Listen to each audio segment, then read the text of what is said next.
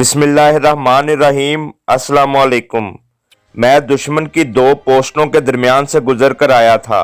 एक पोस्ट नाले की जनूबी सिमत ठेकरी पर थी, इसे लाली पोस्ट कहते थे, और दूसरी शमाल सिमत में लाली पोस्ट से थोड़ा पीछे हटकर थी और लाली 2 कहलाती थी। दोनों पोस्टों के पास लामहल्ला रात की दीदबानी में इस्तेमाल होने वाले आलात मौजूद होंगे, मगर धुंध की वजह से मैं इनकी नज़रों से ओझल रहा। मैंने एक मर्तबा फिर घड़ी की सुइयों पर नज़र दौड़ाई। अभी तक 12:15 बजे थे।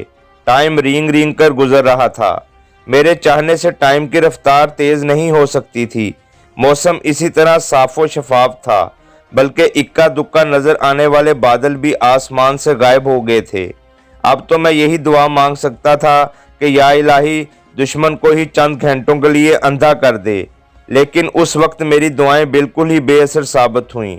चंद लम्हे बाद ही मुझे इस रास्ते पर, जिस पर मैं रात को चलकर आया था, चंद सफ़ेद धब्बे दूर से करीब हरकत करते नजर आए।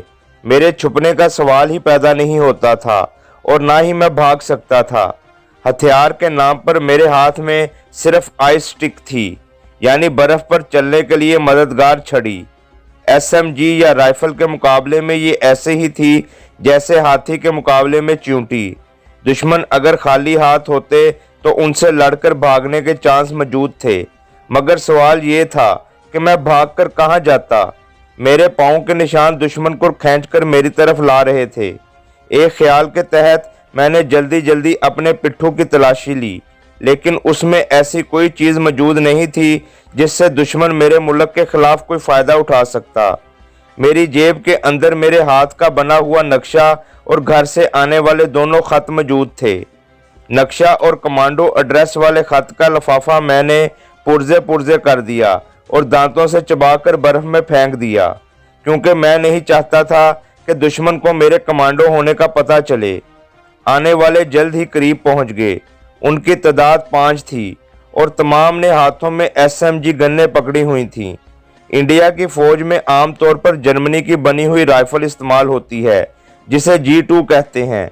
इसका असल नाम G1 है, लेकिन इंडिया ने उसके अंदर थोड़ी बहुत तब्दीली करके इसे G2 का नाम दे दिया, और पाकिस्तान आर्मी में भी यही राइफल थोड़ी बहुत तब्दीली के साथ G3 के नाम से इस्तेमाल हो रही है। ये राइफल करीब और दूर हर किस्म की लड़ाई में इस्तेमाल होती है, लेकिन उसकी सबसे बड़ी खामी यही है कि बर्फीले इलाके में ये अपना काम छोड़ देती है और जाम हो जाती है। इसलिए उस इलाके में दोनों फौजों की अफवाज चाइना या रूस की बनी हुई SMG इस्तेमाल करती हैं। उस वक्त भी आने वालों ने यही गन्ने पकड़ी हुई थीं और उनके खौफनाक धानों का रुख सामने की जानिब था।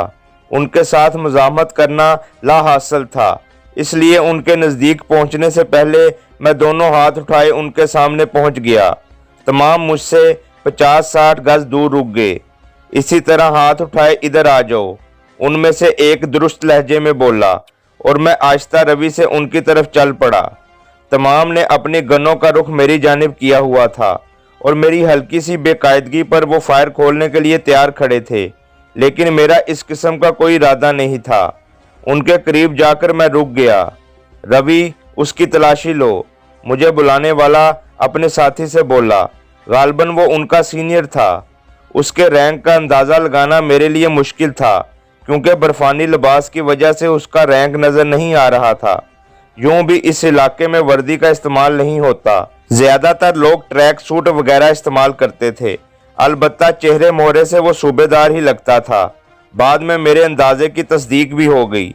यस सर, रवि नामी नौजवान आगे बढ़ा, अपनी राइफल कंधे पर लटकाई और मेरी तलाशी लेने लगा, लेकिन मेरी जेब से सवाए खतूत के और कुछ ना निकला। पानी की बोतल और टार्च उसने मेरी जेब में ही रहने दी थी। इसके पास कुछ नहीं है सर, ये कागज़ मेरे पास ले आओ। उसके सीनियर का इशारा मेरे खतूत की जानिब था।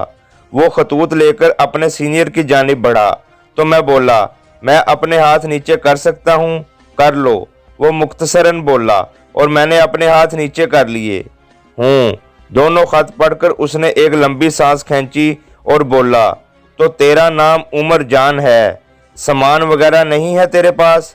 है, और अपने सामान की जानिब इशारा करते हुए बोला, वहाँ पड़ा है। पिट्ठू की तलाशी उनके लिए लाहासिल रही थी। तेरा हथियार किधर है? उनका सीनियर मुझसे मुखातब हुआ। हथियार मेरे पास नहीं है सूबेदार साहब, रवि नामी आदमी बोला। उसने अपना हथियार बर्फ में ना छुपा दिया हो। रवि की बात सुनकर तमाम बेख्तियार दाएं बाएं देखने लगे, जैसे सचमुच वहां पर मैंने कोई हथियार बर्फ में दफन कर रखा है। तमाम लोग दाएं बाएं ढूंढो, शायद उसने बर्फ में दफन कर रखा हो, सूबेदार बोला, और चारों मेरे छुपने की जगह के इर्द गिर्द बर्फ में ढूंढने लगे। सूबेदार मेरी निगरानी के लिए खड़ा रहा। तेरी आमद का मकसद क्या है? सूबेदार ने पूछा। सर, उसके रैंक का एहतराम करते हुए मैं मोदब लहजे में बोला, मैं इधर गलती से आ गया हूँ। मेरा इरादा अपने घर जाने का था। ये दोनों खतूत जो आपके पास हैं मुझे कल रात मसूल हुए हैं और तमाम रास्ते बंद होने की वजह से छुट्टी का मिलना मुश्किल था। इसलिए मैं बगैर छुट्टी लिए पोस्ट से अकेला भाग खड़ा हुआ, लेकिन बदकिस्मती से भटक कर आपकी तरफ आ निकला। कहानी अच्छी है बरखुरदार, लेकिन सिर्फ मेरे लिए। हमारी इन्वेस्टिगेशन टीम को ये कितना मुतासर करती है ये तुम्हारी किस्मत पर मुनहसिर है। ये कहकर वो अपने हाथ में मौजूद वॉकी टॉकी की तरफ मुतवज्जा हुआ और मेरे बारे में रिपोर्ट पेश करने लगा। This four two over, two four this send your message over. Sir, एक ही परिंदा था, पकड़ लिया है, लेकिन चोंच कटी हुई है। ओवर। चोंच कटी होने का मतलब कि उसके पास हथियार नहीं था। ठीक है, इसे 5 नंबर पर पहुंचाकर तुम लोग कल वापस आ जाना। ओवर। Yes sir, over. दूसरी जानिब लाजमन कोई अफसर था, इसलिए सूबेदार उसको सर कहकर मुखातिब कर रहा था। ओवर एंड ऑल कहकर दूसरी जानिब से राब्ता मुनक़ता हो गया। चारों आदमी अपनी तलाश में नाकाम होकर एक मर्तबा फिर हमारे नज़दीक आन मौजूद हुए थे। चलो भाई उमर साहब, सूबेदार दास तंजिया लहजे में बोला, तेरी छुट्टी जाने के शौक ने हमें भी ख्वार कर दिया है। उसको कहाँ ले जाना है सर? वो आदमी जो मेरी राइफल की तलाश में काफ़ी दूर तक निकल गया था और वायरलेस सेट से दिए गए आर्डर को नहीं सुन सका था, उसने पूछा। हालांकि उसको अगर ज़रा भर भी अकल होती तो वो इसी जगह की तलाशी लेता जिस जगह तक मेरे पाँव के निशान बने हुए थे। इसे गुजरान पर पहुंचाकर वापस आना है, सूबेदार दास के बजाय रवि बोला। इसका मतलब है वापसी कल ही होगी, पहला आदमी सर हिलाते हुए बोला। अपना पिट्ठू उठाओ और लक्ष्मण के पीछे चलो।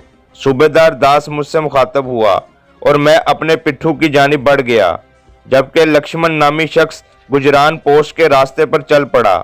मैं उसके पीछे हो गया और बाकी तमाम मेरे पीछे सिंगल लाइन में चल पड़े। सूबेदार दास सबसे आखिर में था।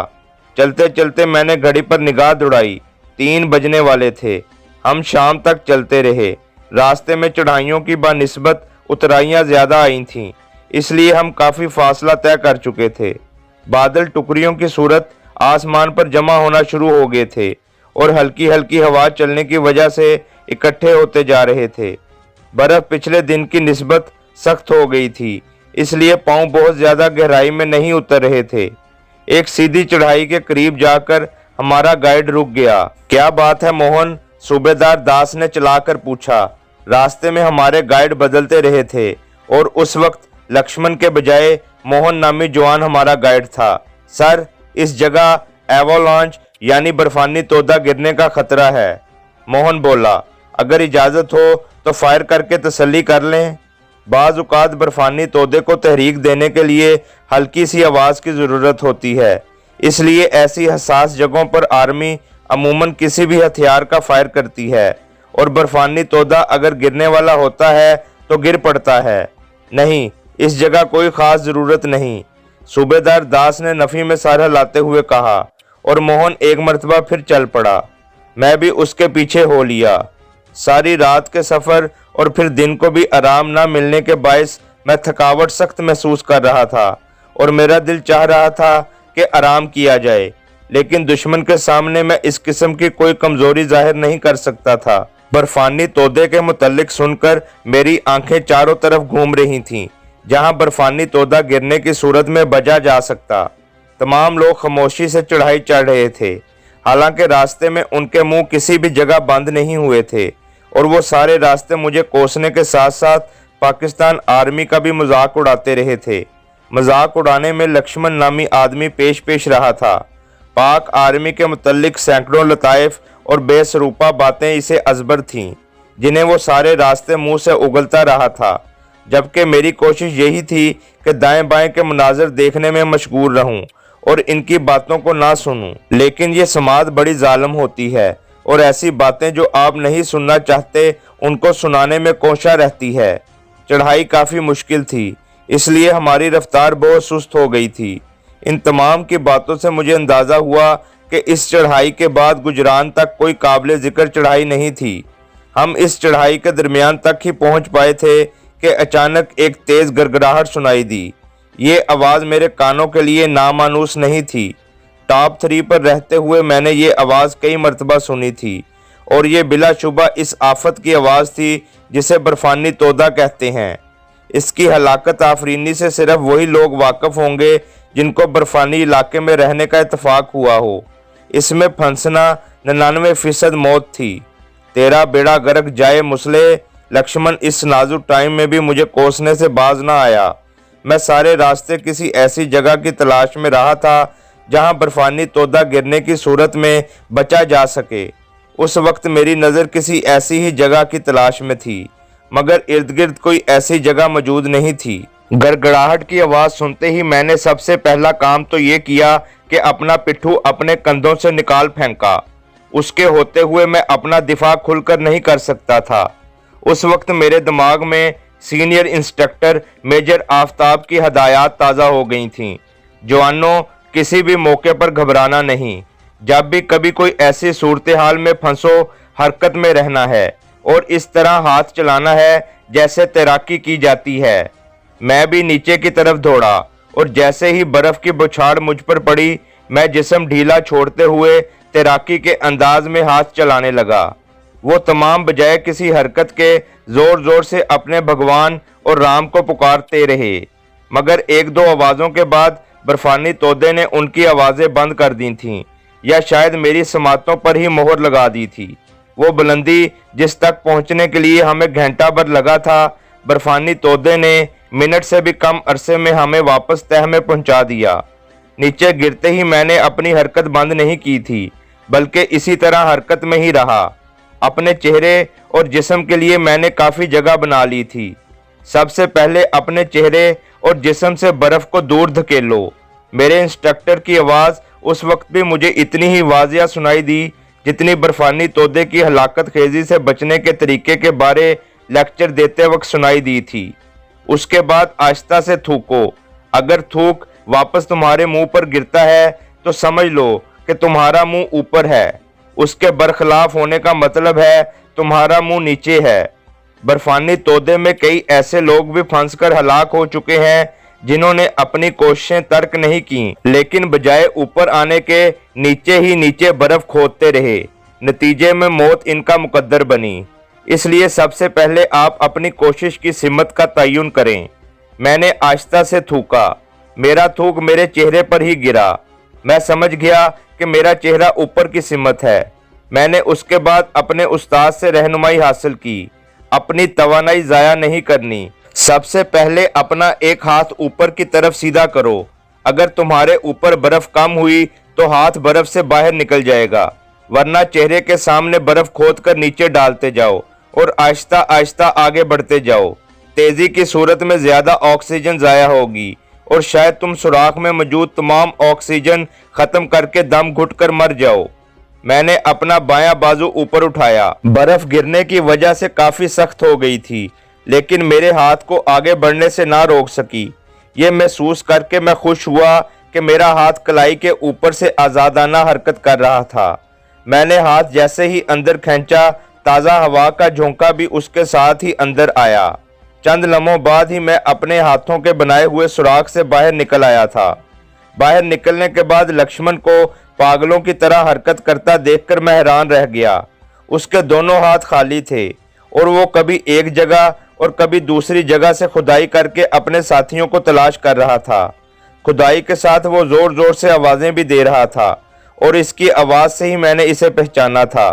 सूबेदार साहब, मोहन, रवि, शंकर। जिस वक्त मैं बर्फ़ के ढेर से बाहर आया उस वक्त मेरी जानिब उसकी पीठ थी। वो शायद बर्फानी तोदे के नीचे आने से बच गया था। उसका रुख जैसे ही मेरी जानिब हुआ, उस वक्त तक मैं खड़ा हो गया था। रवि, ये तुम हो ना? वो दूर से ही पुकारा।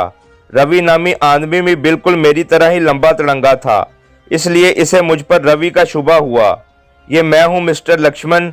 वो जैसे ही करीब आया, मैं आहिस्ता से बोला, तुम गंदे मुसले, तू जिंदा बच गया है। ये सब कुछ तेरी वजह से हुआ है। वो गुस्से में चीखा, ठहरो, पहले मैं तुझे नर्क में पहुंचा दूं, फिर बाकियों को ढूंढूंगा। ये कहते ही वो एक सिमत को दौड़ा। शायद उधर इसने अपना हथियार रख छोड़ा था। उसके पीछे मुड़ते ही मैं अपनी जगह से उछला और बजाय दौड़कर उसको पकड़ने के, पानी के अंदर छलांग लगाने के अंदाज में उस पर जा पड़ा।